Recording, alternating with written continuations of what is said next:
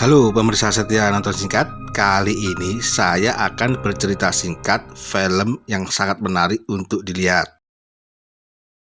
Oke, tanpa harus bertele-tele, cus ke ceritanya.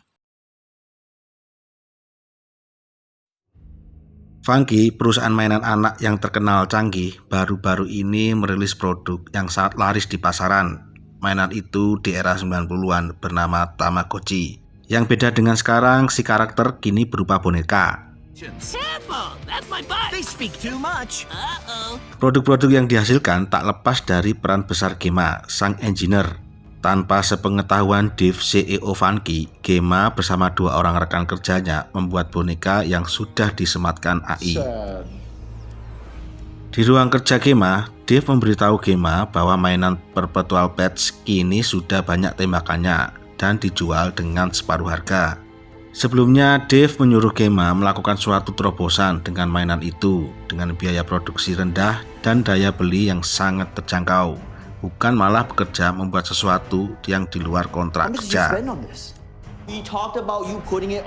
Gema malah sebaliknya, ia memberitahu Dave kini ia sedang membuat boneka dengan teknologi yang rumit dan sulit untuk ditiru, yang bisa diajak bicara, melihat, dan merasa, yang diberi nama Megan.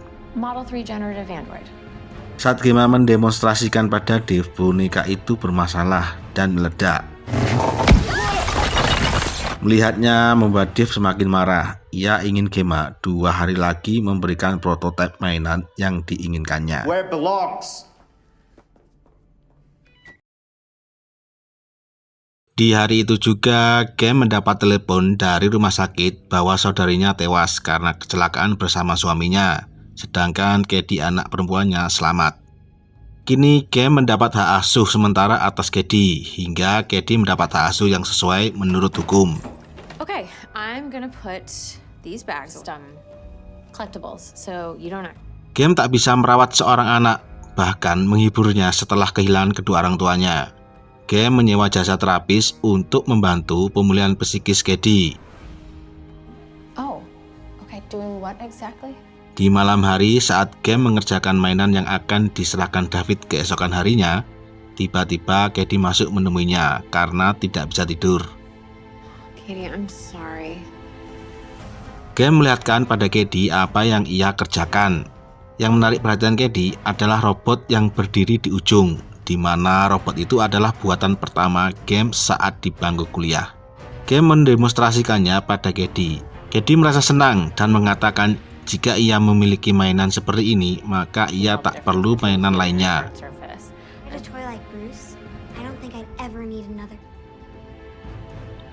Mendengar pernyataan Kedi, Gem langsung merekonstruksi ulang Megan dengan bantuan dua rekannya dan mengirim email pada David untuk menunda presentasinya seminggu lagi.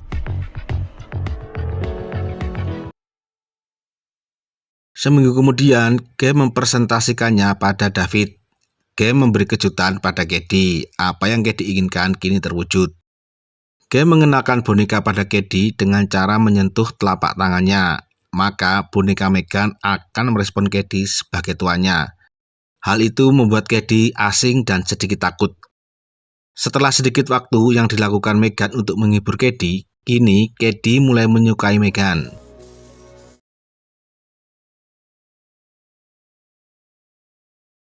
David terkagum-kagum dengan presentasi produk Megan. Ia berencana mengundang para investor untuk melihat Megan 3 bulan ke depan, dan David ingin mempersiapkan semuanya. The moment we kicked Hasbro right in the dick. Kini Gema tak lagi sibuk mengurus Kedi. 75% pekerjaan mengurus Kedi dikerjakan oleh Megan.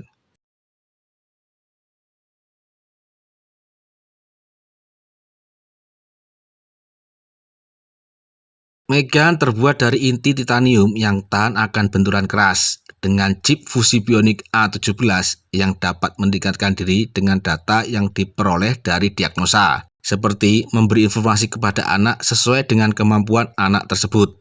Megan juga akan melindungi dari kontak fisik dan emosional tuannya dari orang lain.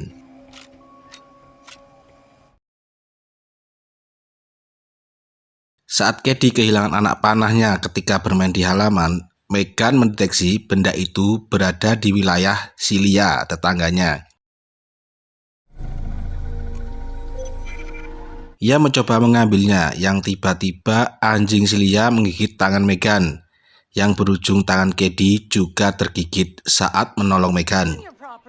Mengetahuinya, Game marah besar pada Celia atas perlakuan anjingnya. Keesokan harinya, Celia menyadari jika ia kehilangan anjingnya dan tak melihatnya seharian. Ia sempat menuduh Game dan melibatkan polisi, namun Game sama sekali tak menahu tentang anjingnya. Okay, then what am I supposed to do? Tiba di mana Game mempresentasikan Megan di depan para investor. Pada saat acara berlangsung, tiba-tiba Katie merasa sedih atas kehilangan orang tuanya. Gemma merasa aksi itu di luar konteks dan takut menjadi kacau. Namun dengan kecanggihan Megan, ia secara nyata menghibur Katie dan membuat Katie merasa terhibur. Presentasi yang di luar skrip ternyata membuat para investor terkagum-kagum dengan boneka Megan yang merespon layaknya manusia. Game diajak Greg, investor utama, untuk negosiasi ulang kontraknya karena Gemma kini adalah aset penting perusahaan Funky. Greg juga ingin secepatnya merilis Megan sebelum Natal tiba. Sebelum merilisnya, Gemma ingin melakukan uji coba lebih lanjut pada Megan.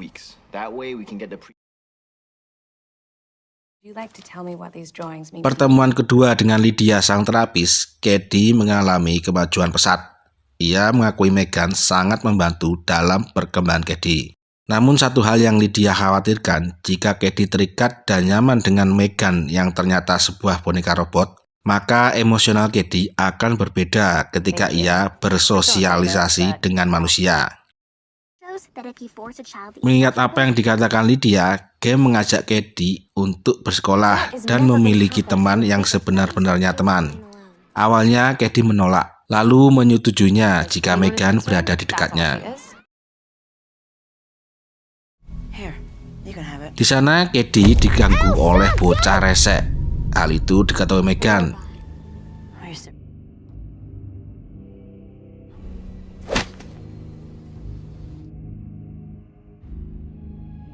Megan secara program melindungi Katie, dan hal di luar dugaan, Megan melakukan kekerasan yang menyebabkan bocah itu terluka, lalu tewas tertabrak mobil. Setelah kejadian itu, Celia masih saja mengganggu dan mempertanyakan anjingnya. Pada malam harinya, saat Celia mencari anjingnya, Megan memancingnya ke suatu tempat. Di sana, Celia dihajar, lalu dihabisi hingga tewas.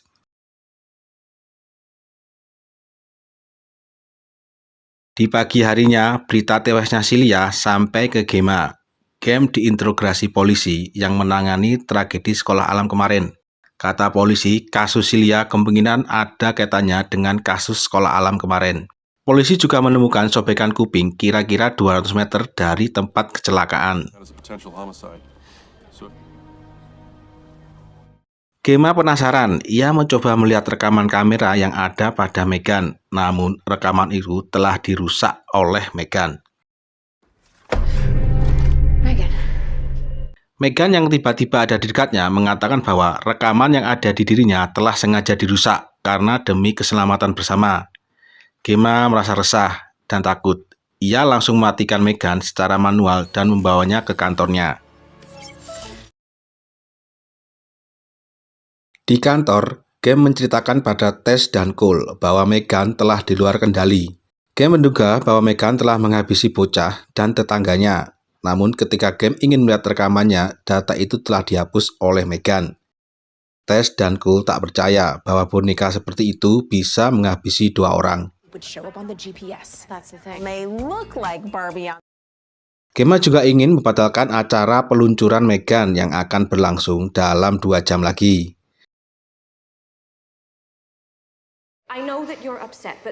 Sedangkan Katie yang dipisahkan dari Megan, kelakuannya semakin menjadi, dan apa yang ditakutkan Lydia kini terjadi. Game mencoba memberi pengertian pada Katie. Ia hanya ingin sedikit memberi perbaikan pada Megan. Game menyerahkan Megan pada kedua rekannya untuk diperbaiki, sedangkan Game menjauhkan Cady dari Megan lalu kembali pulang dan mengabaikan acara peluncuran Megan. That line of code, call intercept. What does that mean? Megan yang pada kondisi off saat tes dan Cole memperbaiki Megan, tiba-tiba daya mati. Mereka berdua mengira itu perbuatan Megan. Cole mencoba melepas jaringan data yang terhubung pada Megan, dan tak disangka Megan kembali hidup dan menyerang balik mereka.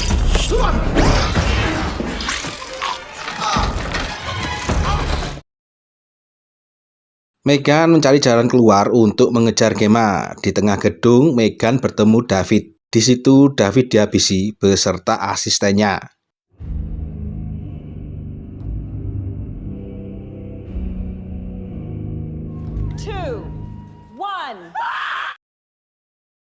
Di rumahnya, Game merasa ada yang tak beres. Daya lampu di rumahnya tak menyala. Ia tahu Megan berada di sekitarnya.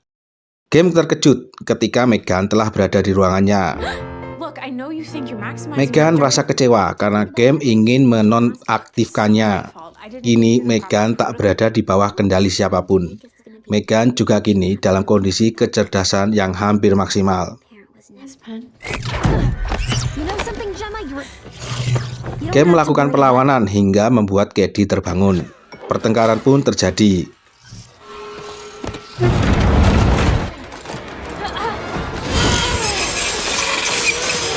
Cady yang melihat Megan semakin brutal membantu Gemma dengan robot buatannya untuk menghancurkan Megan. Itulah akhir dari seluruh film yang dibawakan secara singkat. Jumpa lagi bersama saya Joe di cerita singkat film berikutnya yang pasti lebih seru. Kritik, saran, dan unek-unek bisa kalian tulis di kolom komentar. Terima kasih.